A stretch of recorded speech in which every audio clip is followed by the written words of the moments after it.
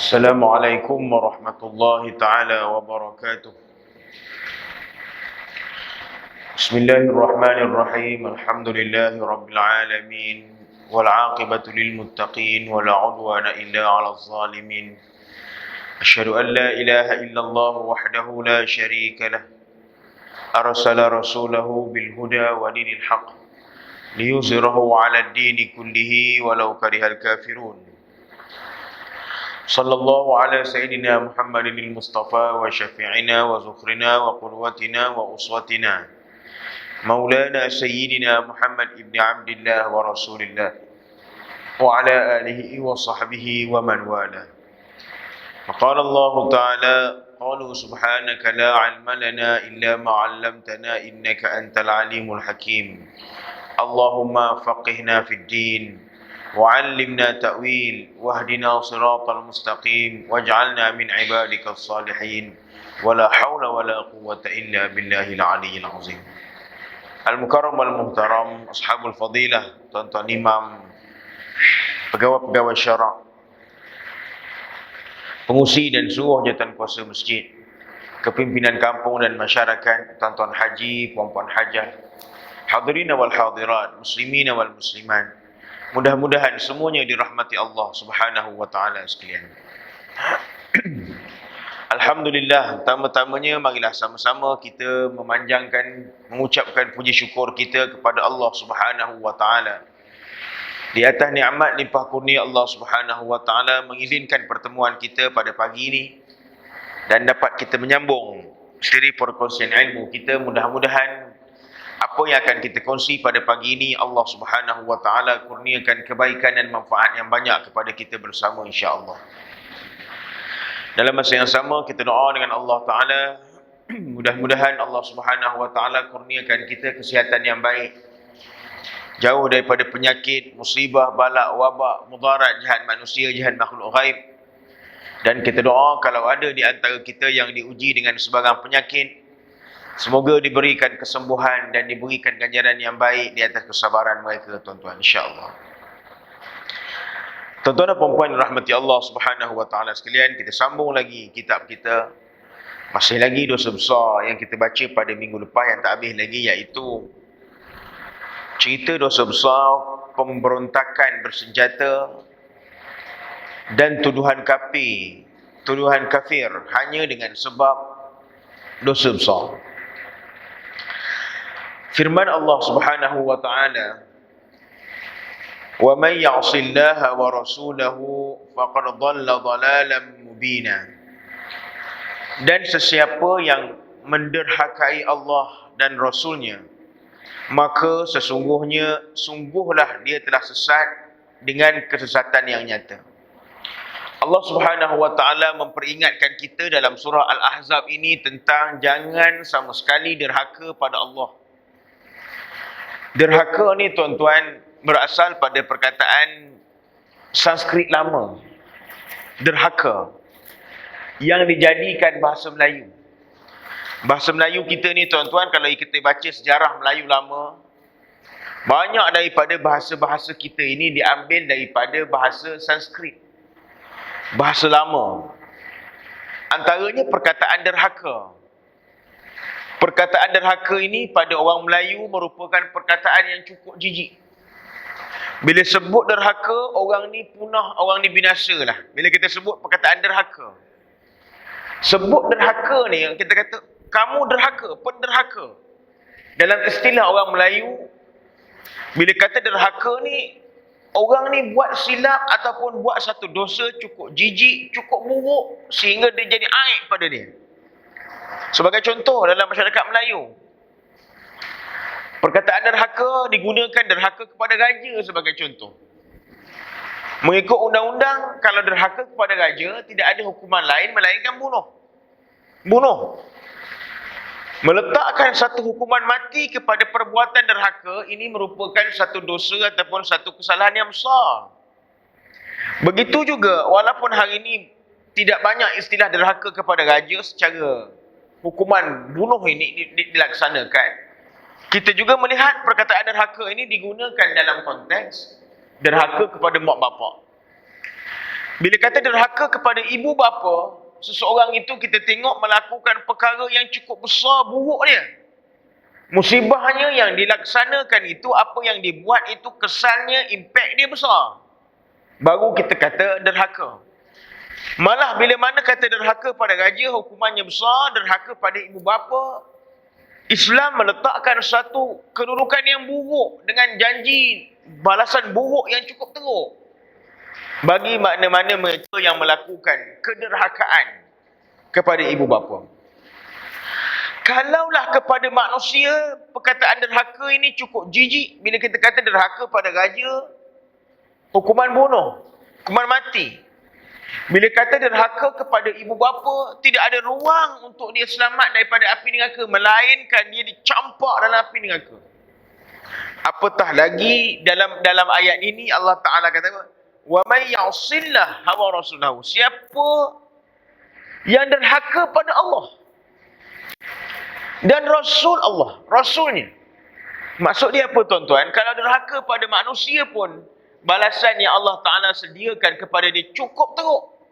Apatah lagi seorang makhluk melakukan kederhakaan kepada Khalik, kepada Allah, tukang cipta kita. Sehingga Allah Ta'ala kata apa? Orang yang derhaka kepada Allah, maka sungguhlah dia sesat dengan kesesatan yang paling nyata. Apa maksud derhaka pada Allah Ta'ala ni tuan-tuan? Sebagaimana kita faham makna derhaka pada ibu bapa, kita melawan Tuhan. Kalau tak buat perintah Allah, dia satu cerita. Tapi perkataan derhaka ini, orang ni bukan tak buat saja perintah Allah, dia lawan perintah Tuhan. Dia lawan. Dalam agama ni tuan-tuan, dalam agama, tak buat satu perintah, satu cerita. Lawan perintah, satu cerita. Saya ambil contoh. Ambil contoh. Kita dalam perbahasan ilmu, kita kena cakap cara terang. Sebagai contoh, beberapa ayat-ayat Quran yang terang disebut oleh Allah Ta'ala, yang menjadi polemik dalam masyarakat kita pada hari ini. Sebagai contoh, kahwin, poligami sebagai contoh. Saya cerita ni biar terang. Poligami sebagai contoh. Saya bukan duta poligami, tuan-tuan jangan salah faham pula. Kan cerita ni ustaz ni menyokong poligami ke apa? Tak, nak cerita biar kita faham. Dalam Al-Quran, Allah Subhanahu wa taala menerangkan tentang nikah. Ma taba lakum minan nisa, mathna wa thulatha wa ruba'. Berkahwinlah kamu dengan mana-mana wanita, 2 atau 3 atau 4. Fa in khiftum alla ta'dilu fa wahidah. Tetapi kalau kamu tidak mampu ataupun takut tidak mampu berlaku adil, maka cukup dengan seorang.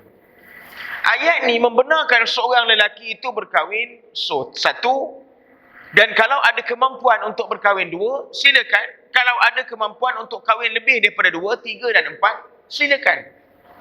Ayat ni juga menimbulkan sedikit kegusaran kepada sebahagian orang yang tidak berapa setuju dengan cara hidup berpoligami. Saya nak sebut dengan tuan-tuan, kita tidak mengamalkan poligami ataupun seorang perempuan tidak mengizinkan suami itu untuk berpoligami, maka itu hak dia. Tak ada masalah. Tak ada masalah. Tetapi kalau sekiranya dia mengatakan ayat poligami ni ayat gila, ayat poligami ni, kenapa poligami ni, apa Tuhan benarkan? Dia petikai. Mempertikai ayat itu, menafikan ayat tersebut, ataupun menghina ayat tersebut, itu derhaka namanya. Tidak mengamalkan, tak ada masalah. Tidak mengamalkan, it's okay. Isteri tak izin suami, itu hak dia.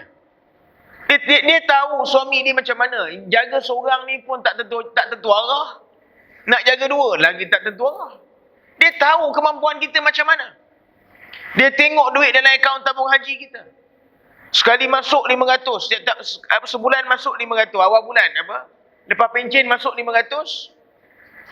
Awal bulan keluar 600. Bila nyimpannya, dia tahu duit kita banyak macam mana. Masuk 5, keluar 6. Masuk 5, keluar 6. Jadi tuan-tuan, dia tahu, dia kata kalau sekiranya suami dia berkahwin lebih, akan menimbulkan kezaliman ke atas wanita dan termasuk diri dia. Maka dia berhak untuk tidak bersetuju dengan, kita kata, Tuhan bagi, awak tak bagi. Dia bukan soal itu. Dia kata, kafir tak bagi ni. Tak bagi poligami ni kafir. Nah. Dia kena faham. Tak bagi bukan kerana dia menafikan ayat tersebut. Bukan dia kufur pada ayat tersebut. Sama juga dalam bab semayang. Orang tak semayang, apa balasan dia? Dia dosa besar. Hukum dosa besar. Tak semayang, dosa besar. Tetapi kalau dia kata, apa semayang ni menyusahkan orang sampai 5 waktu, beban, dia menghina ataupun dia menafikan ayat semayang, ataupun dia mencerca perintah semayang, dia derhaka pada Tuhan. Dosa dia berbeza. Malah kalau dia secara tegak menafikan, kata tak ada ayat semayang ni mengarut ni, ini rekaan, maka orang ini boleh jatuh kafir. Kena faham beza di antara orang yang tidak beramal dengan perintah Tuhan, ataupun orang ini menafikan perintah Tuhan, ataupun dia kufur dengan ayat Quran. Itu beza, tuan-tuan. Itu beza. Kita mak kita dengan mak kita cakap, banyak arahan mak kita yang kita tak buat, dan nasihat mak kita yang kita tak buat, betul? Tuan-tuan pun ada semua jadi anak lah tu ni kan. Bukan jadi bapak, jadi mak, bukan jadi mak aja terus. Mesti kita pun nak jadi anak. Banyak tak nasihat-nasihat, arahan-arahan mak kita yang kita tak tunaikan? Ada tak, tuan-tuan? Selama tuan-tuan hidup ni, ada nasihat mak kita yang mak kita tegur kita, yang kita tak buat pun, ada tak? Mesti ada punya. Sama lah semua, mesti ada punya. Tetapi kalau sekiranya bukan hanya nasihat mak dia tak dengar, dia lawan mak dia, takkan dosanya sama? Itu dua perbuatan yang berbeza. Ada orang depan kita dia angguk, orang tegur, haji tak boleh gini. Dia angguk, buatnya tidak. Angguk je. Macam kita nasihat anak kita tak? Kita nasihat anak kita, dia angguk depan kita. Dia tak lawan kita, dia angguk. Boleh, kata dia. Harap selesai nabuk pun dia tak buat. Tapi berbeza dengan orang yang kita nasihat, dia lawan kita, dia maki kita. Dan dia kata kita tak betul, dia kata kita silap. Takkan sama keadaan dan perbuatan dua situasi yang berbeza ini. Ini yang kita nak sebut. Orang yang tidak melaksanakan perintah Allah, dalam masa yang sama bukan dia menolak perintah Tuhan. Dia tahu itu perintah Tuhan, dia tahu. Cuma jahat dia tak buat, itu je. Cuba kita pergi tanya orang yang tak semayang nak. Kenapa tak semayang? Tahu tak semayang ni berdosa? Dia tahu. Kenapa tak semayang? Mesti tak ada jawapan. Dia takkan boleh beri jawapan. Pergi tanya orang yang tak semayang, pergi pasar raya, kata tuan-tuan rajin lah. Tanya. Ini dah habis waktu ni. Tahu kenapa tak semayang? Dia takkan boleh jawab. Cuba tanya dia. Tahu tak semayang tu berdosa? Dia akan kata tahu. Betul. Betul tak semayang tu berdosa? Betul tak semayang masuk neraka? Betul. Dia akan cakap betul. Kenapa awak tak semayang? Tidak ada jawapan yang boleh keluar daripada mulut dia. Berbeza dengan orang kita kata, kenapa tak semayang? Semayang ni mengarut lah. Beza. Dia menafi dan menolak ayat dan perintah semayang. Orang ini kufur ataupun kafir kepada Allah Subhanahu wa ta'ala. Ini sama cerita ni, tuan-tuan. Derhaka kepada Allah, dia menafikan apa yang diperintahkan oleh Allah. Derhaka kepada Nabi, dia menolak apa yang dibawa oleh Nabi SAW. Orang ini duduk dalam kesesatan yang nyata. Dan memang dia sesat selama-lamanya. Sesat dia ni. Nyata sesat dia. Sebab itu orang Arab, mereka bukan tidak percaya dengan apa yang Nabi bawa. Orang Arab jahiliyah ataupun kafir Quraisy ketika mana berada di Mekah dalam dakwah Nabi, bukan mereka tidak percaya apa yang Nabi bawa. Mereka tahu apa yang dibawa oleh Nabi itu betul. Mereka tahu kebenarannya.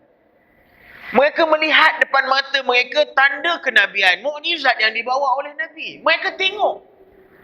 Tuan-tuan, bayangkan permintaan orang Arab meminta Nabi membelah bulan, dibuat depan mata mereka. Permintaan orang Arab meminta Nabi membelah bulan. Separuh bulan masuk dengan baju belah kanan Nabi, separuh bulan masuk dengan baju belah kiri Nabi. Dibuat depan mata orang Arab. Depan mata. Kemudian keluar bulan ini cantum semula depan mata mereka. Bukan dengar atas cerita depan mata. Mereka melihat, mereka menyaksikan perkara tersebut. Tetapi kenapa? Bukan kerana mereka tak percaya, mereka tahu ini mana mungkin ahli sihir boleh buat kerja begini. Mereka tahu. Impossible. Mustahil untuk satu-satu orang ahli sihir boleh buat benda macam ini. Mustahil. Dia tahu. Tapi kerana apa? Kerana derhakanya mereka kepada Nabi. Jahatnya mereka kepada agama. Mereka menolak apa yang dibawa oleh Nabi SAW. Bukan mereka tak percaya, mereka percaya. Mereka percaya. Dalam satu sirah ataupun dalam satu sejarah, ketika mana Nabi Musa AS berdepan dengan ahli-ahli sihir Fir'aun dalam satu pertandingan sihir, nak mencari bukti, nak menunjukkan kebenaran yang dibawa oleh Nabi Musa AS, maka Fir'aun memerintahkan ahli sihir dia berlawan dengan Nabi Musa. Tuan-tuan tahu cerita ni semua kan, bagaimana ahli-ahli sihir yang hebat-hebat berada di Mesir ketika itu berdepan dengan Fir'aun, berdepan dengan Nabi Musa. Diperintahkan oleh Fir'aun, maka mengambil beberapa utah-utah tali dan baling tali tersebut. Tali yang asalnya tali telah bertukar menjadi ular. Telah bertukar menjadi ular. Orang nampak tali tadi tiba-tiba baling jadi ular. Orang nampak perubahan daripada tali jadi ular. Hakikat dia apa tuan-tuan? Hakikat dia ular ke tali? Tali. Cuma silap mata, sihir, menyebabkan orang yang patutnya pandang itu tali terpandang ataupun tukar pandangan jadi pandang itu ular. Sebenarnya itu bukan ular, itu tali. Bila mana tali-tali yang disihir menjadi ular tadi datang menuju kepada Nabi Musa, Allah Ta'ala perintahkan Nabi Musa sebagaimana yang dicerita dalam Quran, baling tongkat. Tongkat yang dipegang oleh Nabi Musa tadi dibaling, tongkat itu berubah menjadi ular. Yang lebih besar daripada ular-ular yang disihir tadi melalui tali-tali tadi. Dan apa jadi tuan-tuan? Ular daripada tongkat Nabi Musa ini memakan semua ular-ular kecil ataupun ular-ular daripada sihir tadi.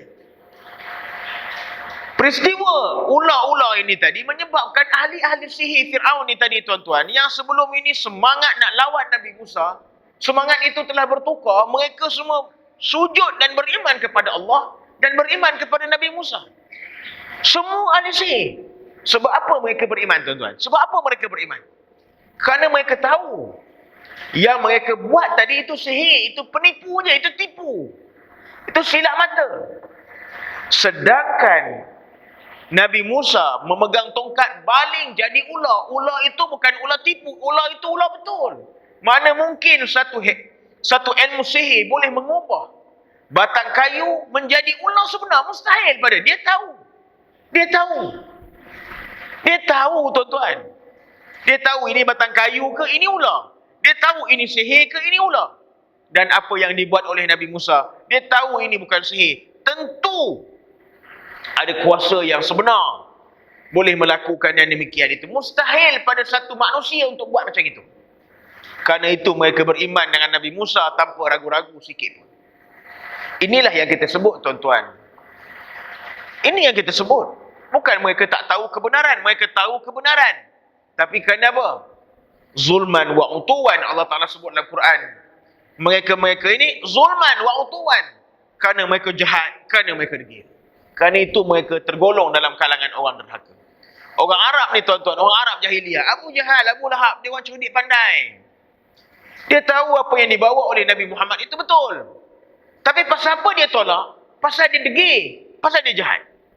Itu je sebab dia.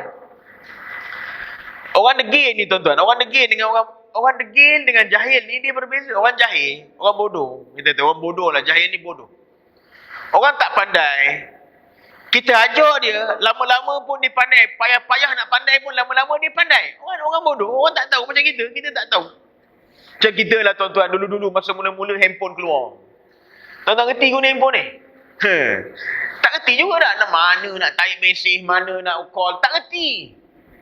Tapi bila hari-hari orang ajar, hari-hari kita guna lama-lama, pandai. Sekarang kita lebih pandai daripada budak muda lah. Dulu orang kata budak muda pandai main. Kita pun pandai sekarang. Sekarang, maknanya hari-hari kita buat, lama-lama pandai juga. Tapi orang degil ni tuan-tuan, dia bukan tak pandai, dia pandai, dia tahu. Tapi pasal dia degil. Dia degil. Cerita 4 hari 4 malam pun dengan orang degil, dia tak jadi apa. Tak jadi apa.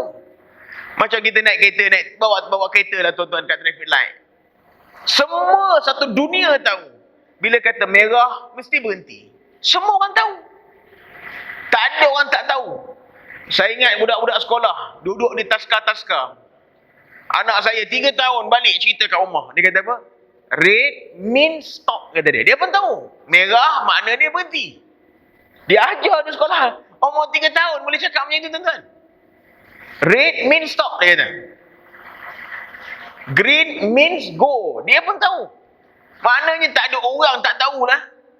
Tapi pasal apa ada juga orang langgar traffic light merah? Sedangkan kalau tanya dia tahu tak merah tu berhenti? Tahu. Pasal apa dia langgar? Pasal bukan dia tak tahu, pasal dia degil. Pasal dia degil. Kerana itu dia kena saman. Pasal dia degil. Tak ada. Kalau tak kata tak tahu, kursus berapa lama kursus nak dapatkan lesen kereta. Ini yang kita sebut tuan-tuan. Orang yang degil ini derhaka pada Allah. Dia bukan kerana kejahilan dia. Dia duduk dalam kesesatan yang nyata pada Allah Subhanahu Wa Taala. Sebab itu, jangan jadi orang derhaka. Allah Ta'ala tidak akan berhidayah pada orang derhaka ini sampai bila-bila tuan-tuan. Berat orang ni. Nabi SAW bersabda yang bermaksud, Man qala li akhihil muslim, ya kafir, faqad ba'a biha ahaduhuma. Kata Nabi SAW, sesiapa yang memanggil saudara muslimnya, wahai si kafir, maka dosa tuduhan itu kembali kepada salah seorangnya. Ini larangan kita mengkafirkan orang. Tak boleh. Mana-mana orang Islam. Mana-mana orang Islam.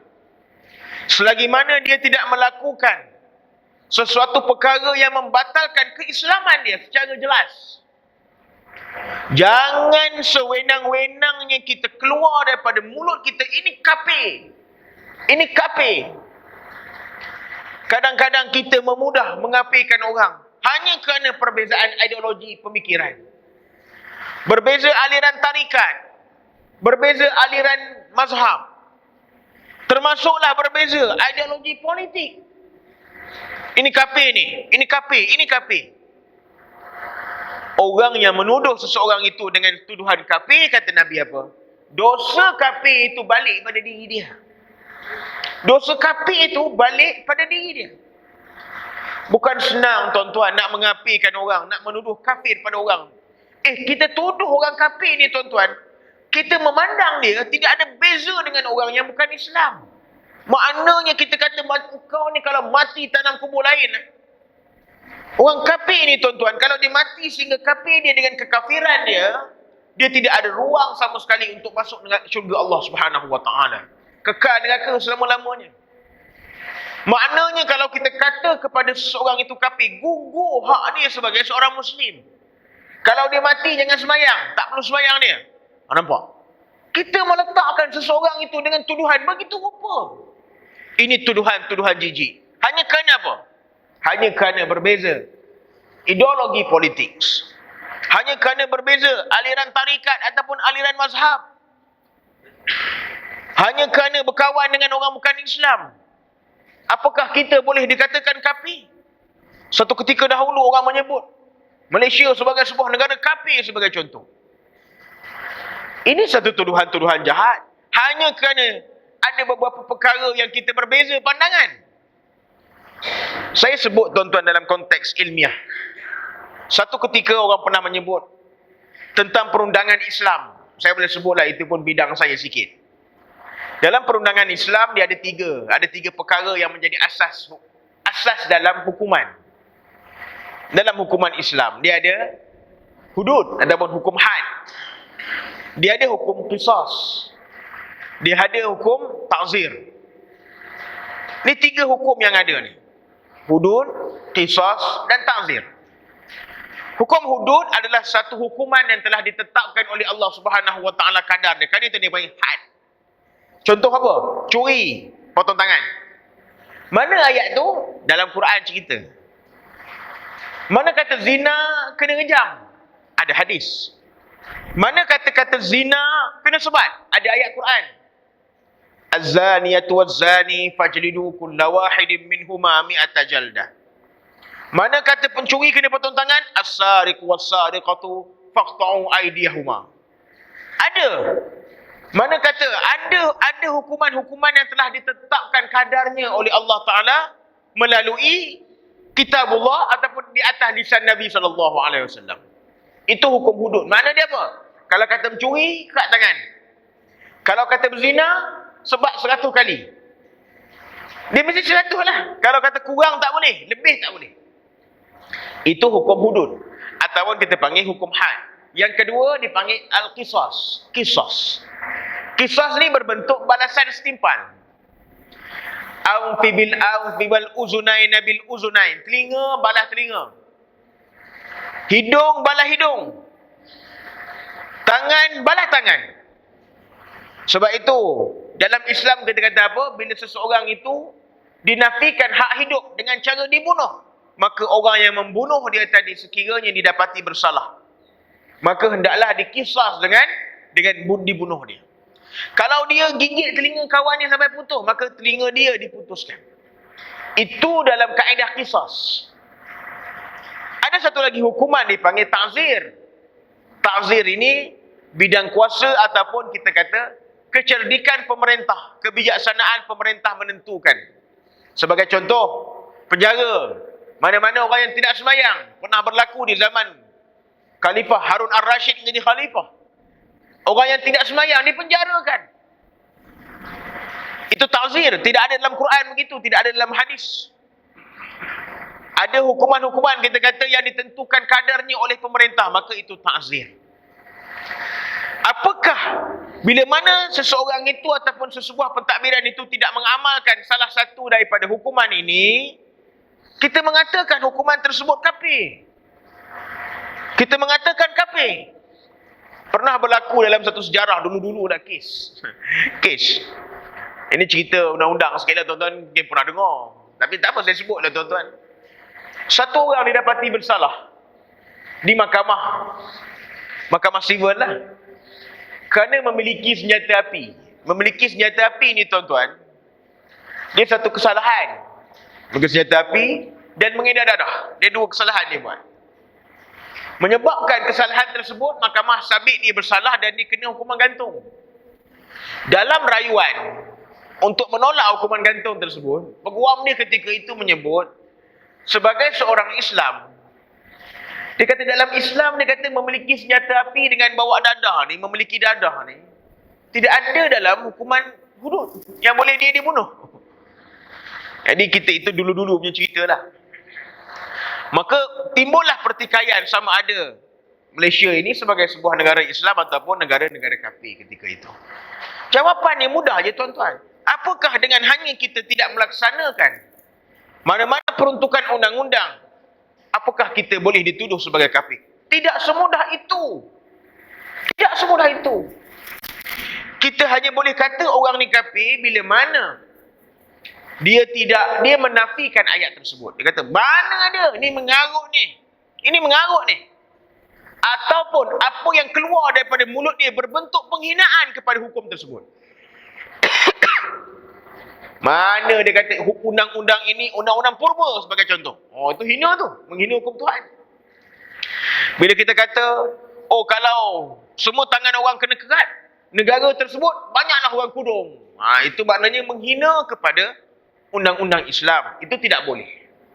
Tetapi tidak mengamalkan, tidak melaksanakan kerana pertimbangan-pertimbangan tertentu, maka dia tidaklah menjadikan seseorang itu ataupun sistem tersebut menjadi kafir. Jangan mudah-mudah keluar perkataan kafir daripada mulut kita kepada seseorang yang beragama Islam. Jangan. Kafir ni lebih jahat lagi, ada yang kata kafir harbi pun. Masya Allah. Jangan. Terdapat banyak hadis yang menceritakan tentang sifat ataupun golongan khawarij. Dan ulama berbeza pendapat dalam isu mengkafirkan mereka disebabkan Nabi SAW pernah bersabda perihal mereka. Yamruquna minad din kama yamruqus sahmu minar ramiyah. Ainama laqitumuhum faqtuluhum. Mereka keluar daripada agama sebagaimana anak panah yang dilepaskan dari busur. Di mana sahaja kamu jumpai mereka, bunuhlah mereka. Ini cerita tuan-tuan, satu puak yang suka mengkafirkan orang. Dalam sejarah Islam ni dengar. Puak ini nama dia Khawarij. Puak Khawarij ni tuan-tuan, dia telah hidup lama. Kewujudan puak ni lama. Tapi dia paling menonjol di zaman Sayyidina Ali bin Abi Talib menjadi khalifah. Pada awalnya nampak macam dia ni menyokong Sayyidina Ali. Tetapi kerana perbezaan pandangan dalam soal kepimpinan negara, mereka mengisytiharkan orang-orang tertentu dengan kafir. Bayanglah Khawarij ni. Ni kafir, ni kafir, ni kafir. Mereka menyebut Sayyidina Ali itu kafir. Mereka menyebut sahabat Nabi Muawiyah bin Abi Sufyan kafir. Mereka menyebut Sayyidina Amr bin Al-As kafir. Mereka menyebut Abu Musa Al-Asy'ari sahabat Nabi kafir. Dan ramai kafir dalam senarai mereka. Tak cukup dengan mereka kata orang ni kafir, mereka menghalalkan darah orang-orang ini dibunuh. Oh ni gila ni tuan-tuan. Sebab itu perbuatan kafir mengkafir ni sekiranya tidak dibendung sebelum dia jadi besar, dia bukan hanya boleh melibatkan tuduhan buruk, dia sampai boleh jadi apa? Boleh jadi perang saudara pembunuhan. Ini dia. Ini yang berlaku di Syria. Bila mana mereka mengatakan orang kerajaan yang ada yang dipimpin oleh saya tak ingat pula nama dia, sebagai kafir. Bashar al-Assad kata Bashar ni kafir. Tentera dia kafir. Tentera Bashar al-Assad pula menuduh puak pemberontak ini kafir. Akhirnya berlaku perang saudara yang kita pun tak jumpa penyelesaian sampai hari ini. Tak jumpa. Kadang-kadang kita simpati yang menembak itu orang Islam, yang ditembak itu orang Islam. Yang memasang bom itu orang Islam, yang mati kerana bom tersebut orang Islam. Apa kesudahannya tuan-tuan? Kita lihat krisis yang berlaku di Mesir satu ketika dahulu. 2011, 2012. Yang dibunuh orang Islam, tentera yang membunuh orang Islam. Krisis yang berlaku di Yaman. Yang dibunuh orang Islam, yang membunuh orang Islam. Dia berbeza dalam situasi di Palestin. Berbeza. Palestin orang Islam yang dibunuh. Yang membunuh itu tentera jahat Zionis. Itu beza. Tapi perang-perang saudara yang berlaku di negara-negara Teluk ataupun di negara-negara Arab, kerana apa? Sebahagian daripada mereka menyebut seseorang itu dengan tuduhan kafir. Puak ni kafir, puak ni kafir, puak ni kafir. Begitulah juga tuduhan ini pernah dilontarkan kepada Saddam Hussein sebagai contoh. Mengatakan Saddam Hussein dan puak-puaknya kafir. Menyebabkan akhirnya berlaku perang yang membawa satu kemusnahan yang teruk di negara Iraq sehingga hari ini. Ini bahayanya tuan-tuan. Kalau kita memainkan isu takfiri ini, kafir mengkafir dalam masyarakat kita. Ini jangan. Khawarij, inilah perangai dia tuan-tuan. Menyebabkan berlaku krisis pentadbiran sejarah pertama dalam Islam yang akhirnya membawa kepada perang saudara yang berlaku dalam Islam. Kata Nabi apa? Kata Nabi, mereka yang suka kafir mengkafirkan orang ini ataupun puak Khawarij ini, mereka keluar daripada agama. Nabi kata mereka keluar daripada agama. Sebagaimana anak panah yang dilepaskan daripada busur. Anak panah ada busur. Busur ni penarik anak panah. Bila tarik anak panah, dia keluar daripada anak panah. Dia keluar daripada busur. Inilah orang Khawarij. Dia tidak bersama dengan busur. Dia bukan lagi sebahagian daripada kumpulan kita. Kata Nabi apa? Ainama laqitumuhum faqtuluhum, kata Nabi. Di mana saja kamu nampak dia, bunuh dia. Oh, Nabi cakap punya jahatnya orang yang suka kafirkan kafir orang ni. Di mana saja kamu nampak dia, kamu bunuh dia. Nabi bersabda lagi, Syarru qatla tahta adimis sama khairu qatla man qatalu, kata Nabi. Mereka lah seburuk-buruk orang yang dibunuh di dunia. Manakala sebaik-baik orang yang dibunuh ialah orang yang dibunuh oleh mereka. Kata Nabi apa? Puak Khawarij ni apa? Puak yang suka mengkapir-kapirkan orang ni, puak Khawarij ni apa? Kata Nabi, mereka lah seburuk-buruk orang yang dibunuh dalam dunia ni. Dia dah kena bunuh. Dia paling buruk dalam kalangan orang yang dibunuh. Marah betul Nabi dengan puak ni. Dan kata Nabi apa? Orang yang mereka bunuh adalah sebaik-baik orang. Kalau mereka bunuh orang itu kerana perbezaan pandangan dengan dia, orang itu adalah orang yang sebaik-baik orang. Siapa antara yang mati di tangan orang Khawarij ini dalam sejarah Islam, tuan-tuan? Tuan-tuan tahu siapa? Antaranya Sayyidina Ali bin Abi Talib. Sayyidina Ali bin Abi Talib bukan dibunuh oleh orang jahat semata-mata, dibunuh oleh puak Khawarij. Bila mana Khawarij ini melihat Sayyidina Ali tidak menyebelahi pandangan mereka, mereka mengumumkan Sayyidina Ali ini adalah senarai pendek untuk dibunuh. Dan akhirnya mereka berjaya membunuh Sayyidina Ali bin Abi Talib radhiyallahu anhu.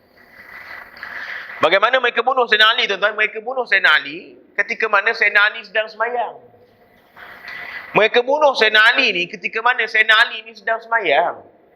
Membunuh dia dalam keadaan dia sembahyang, dan serang hendak dibuat itu daripada belakang. Sayyidina Ali bin Abi Talib ni, dia panglima perang, tuan-tuan. Kalau bunuh daripada depan, orang yang datang nak bunuh dia putus kepala, tak lepas punya. Tapi pasal bunuh curi gini, cara pengecut begini, tidak anak jantan ini menyebabkan akhirnya Sayyidina Ali bin Abi Talib wafat, dibunuh pada ketika itu. Khalifah-khalifah ni, tuan-tuan, dibunuh ni tak macam sekarang. Dulu mana ada escort, sekarang ni escort. Sekarang escort, tuan-tuan, bukan senang. Tuan-tuan nak jumpa satu orang pemimpin besar negara, ni keliling ni polis ni. Polis lain, bodyguard lain, perimeter dikawal. Bukan senang. Bukan senang. Dulu, tuan-tuan, khalifah sembahyang dia duduk depan jadi imam. Sayyidina Umar Al-Khattab dibunuh daripada belakang, ditikam oleh Abu Lu'lu'ah. Ketika mana Sayyidina Umar sedang sembahyang, ditikam daripada belakang. Sayyidina Uthman ketika itu pemberontakan berlaku, orang mengepung rumah dia, masuk ikut bumbung, bunuh dia dalam keadaan dia sedang membaca Quran. Tak ada escort. Tak ada kita kata apa? Bodyguard tak ada. Mereka menyerah nasib mereka kepada Allah Ta'ala. Tapi apa yang mereka nak takut, tuan-tuan? Mereka lebih suka kematian daripada kehidupan. Ini hebat mereka ni. Sahabat-sahabat ni, tuan-tuan, dia lebih suka kematian berbanding hidup. Sebab mereka dah tahu mereka syurga, apa lagi nak hidup? Mereka dah tahu mereka syurga. Kita ni takut mati pasal tak tahu. Pasal tak tahu. Sebab apa kita takut mati, tuan-tuan? Sebab kita bukan takut mati tu. Yalah, mati tu takut juga. Kita yang paling takut apa jadi lepas mati tu. Tu yang kita takut. Mati tu okey, memang semua orang kena hadap. Takut juga kan, orang kata sakit lah, orang kata itu ini. Kita takut juga nak hadap benda tu. Tapi yang lebih membimbangkan kita, saat bila mana kita ditinggalkan seorang diri di dalam tempat yang gelap itu. Apa nak jadi? Datang malaikat tanya soalan, dan kita tahu kita belum tentu boleh jawab. Kita tahu kerana amalan kita, kita tahulah macam mana, tuan-tuan. Sahabat-sahabat ini dia tidak takut kepada mati kerana mereka telah diumumkan ataupun diisytiharkan sebagai orang soleh. Golongan Khawarij ini ialah para pelaku bid'ah yang menghalalkan darah bunuh dan suka membuat tuduhan kafir.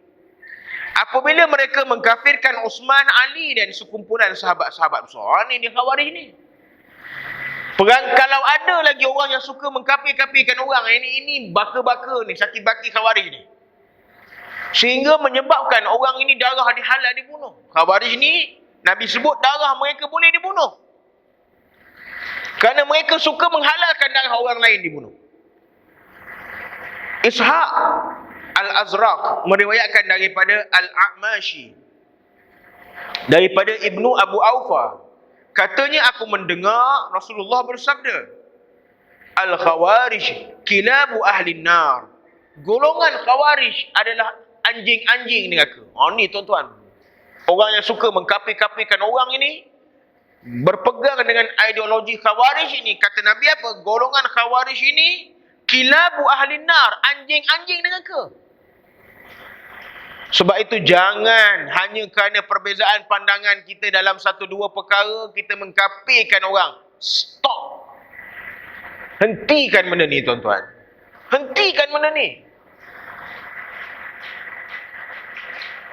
Hashraj bin Nubatah berkata, Sa'id bin Jumhan berkata, aku berjumpa dengan Ibnu Abu Aufa yang merupakan seorang yang buta. Setelah itu beliau bertanya, siapakah kamu? Aku menjawab, Sa'id bin Jumhan. Beliau bertanya lagi, apakah yang bapamu lakukan? Aku menjawab, Al-Azariqah telah membunuhnya. Maka beliau berkata lagi, semoga Allah membunuh Al-Azariqah. Kemudian beliau berkata lagi, haddatsana Rasulullah sallallahu alaihi wasallam annahum kilabu ahli an-nar. Qultu Al-Azariqah wahdahum, qal Al-Khawarij kulluha. Rasulullah menceritakan kepada kami bahawa mereka ialah anjing-anjing neraka. Aku bertanya, adakah Al-Azariqah semata-mata? Beliau berkata, Khawarij keseluruhannya. Ada satu orang nama, sikit gitu pendek ya. Ada satu orang tokoh jahat yang menjadi pemimpin Khawarij ini, nama dia apa? Nafi' nama dia. Kalau tak silap saya nama dia Nafi' bin Nafi' ibnu Azariq nama dia. Az-Zariq. Ataupun orang panggil dia Al-Azariqah. Dia ni siapa, tuan-tuan? Dia ni orang yang mendominasi aliran pemikiran Khawarij. Dia ni menyebabkan ramai sahabat-sahabat besar mati, dia kena bunuh ramai. Dia ni jahat. Siapa antara dia? Dia ni antara watak-watak penting lah. Ketika mana zaman Sayyidina Ali, dia di antara watak penting menyebabkan Sayyidina Ali dibunuh. Dia juga antara orang yang terlibat dengan pemikiran menyebabkan fitnah kepada Sayyidina Osman. Dia juga di antara orang yang menyebabkan kematian ataupun pembunuhan kepada Abdullah bin Zubair bin Al-Awwam radhiyallahu an. Ni anak angkat Nabi sallallahu alaihi wasallam. Jahat dia ni. Jahat betul. Dia ni Islam, tapi jahat. Jahat. Sehingga satu hari satu orang tabi'in yang bernama Sa'id bin Jumhan, dia mari jumpa satu orang ulama. Satu orang tabi'in juga, nama dia Ibnu Abu Aufa. Dia tanya, apa jadi pada bapa engkau? Dia kata, bapa aku telah dibunuh oleh Al-Azariqah.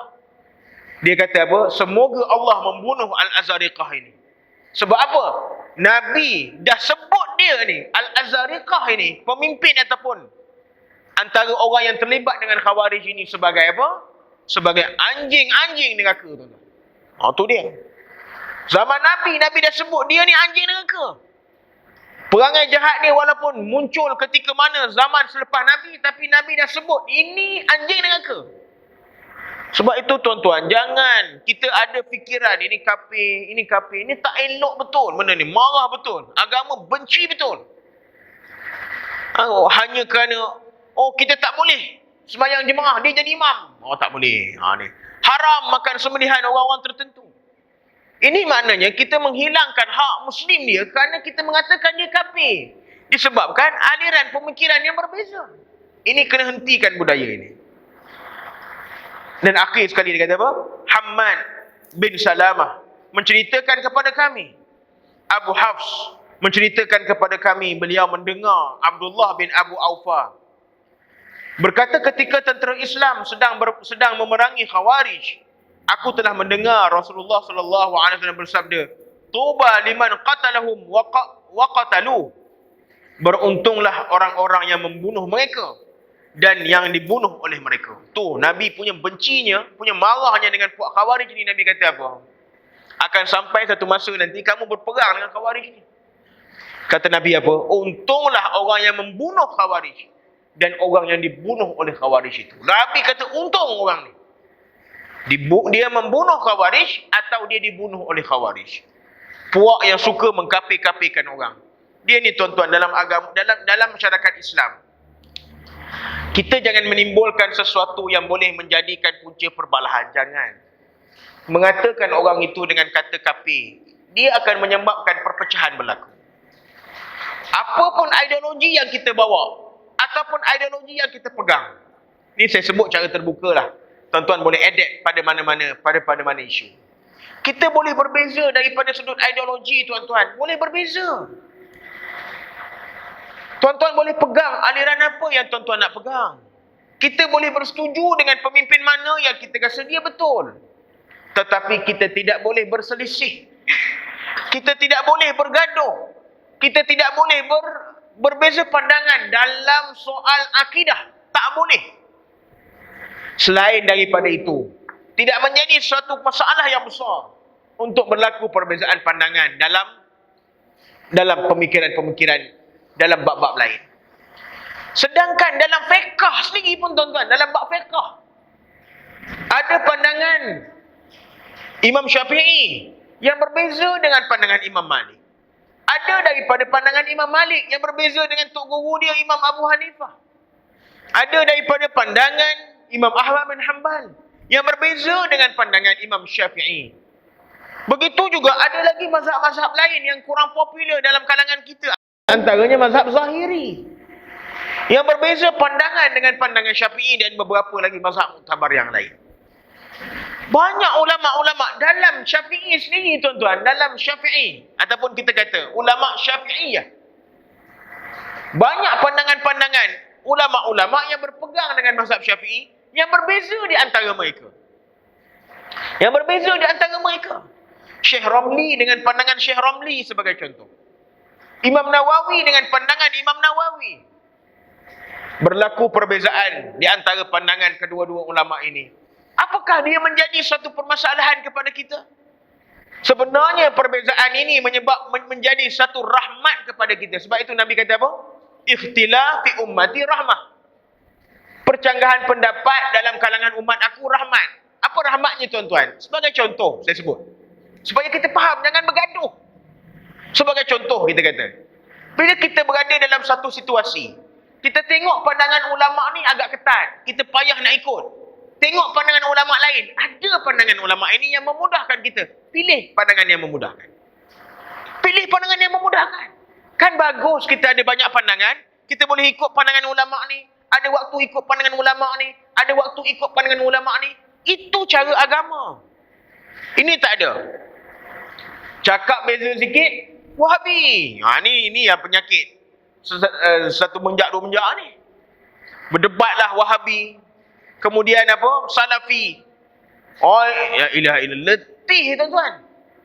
Itu belum dalam bab tarikat lagi. Oh, tak cakap tarikat dengar ada pula orang marah. Inilah isu-isu yang berlaku. Menyebabkan akhirnya orang Islam sampai bila-bila pun kita tidak menjadi bersama. Akhirnya kata, yang jadi imam tu tarikat mana tu? Oh, tak boleh ikut dia ni, sesat ni. Apa sudahnya kita, tuan-tuan? Apa sudahnya kita? Sedangkan agama Islam datang daripada Tuhan yang sama. Dibawa oleh Nabi yang sama. Sumber rujukan daripada Quran yang sama. Diterangkan melalui hadis-hadis daripada Nabi yang sama. Kenapa kita jadi teruk sehingga perpecahan begini rupa? Maka hentikan perbuatan berbeza pandangan yang melampau, yang hulu, yang berlebih-lebihan ini. Dan raikan pandangan orang, raikan. Mungkin ada pandangan orang ni yang kita tidak setuju. Tak apa, kita raikan pandangan dia. Mungkin ada ideologi dia yang kita tak setuju. Tak apa, kita raikan ideologi dia. Ideologi kita, itu hak kita. Itu kena faham dalam kaedah kita berfikir supaya keharmonian dalam agama itu dapat kita jaga elok-elok. Dan akhirnya kebenaran yang sebenar Allah Subhanahu Wa Taala lah yang memegangnya dan mengetahuinya. Betul? Kita tak tahu. Kebenaran yang sebenar hanya dipegang oleh Allah Subhanahu Wa Taala. Jadi peganglah dengan apa yang sedia ada dengan Quran. Takkan sesat. Taraktum fikum amraini in tamassaktum bihima lan tadillu abada. Kitabullah, sunnatun Nabi sallallahu alaihi wasallam. Kata Nabi apa? Ada dua perkara yang aku tinggalkan kepada kamu. Yang kalau kamu pegang elok kamu, lan tadillu abada. Kamu takkan sesat sampai bila-bila. Kitabullah, Al-Quran. Sunnatun Nabi sallallahu alaihi dan sunnah-sunnah Nabi sallallahu alaihi wasallam. Ini pegang elok-elok dua ni tuan-tuan. Barulah kita menjadi suatu orang yang baik, yang terhindar daripada perbuatan-perbuatan melampau ini tuan-tuan. Wallahu a'lam. Kita berhenti dulu setakat ni, mudah-mudahan apa yang sempat kita kongsi pada pagi ini memberikan manfaat yang banyak kepada kita bersama. Yang baik itu semuanya daripada Allah. Yang tidak baik itu kejahilan, kedaifan diri saya sendiri. Aku qauli hadza wa astaghfirullahal azim li wa lakum. A'udzubillahi minasyaitonir rajim. Bismillahirrahmanirrahim. Alhamdulillah. Wassalatu wassalamu ala Rasulillah wa ala alihi wa sahbihi ajma'in.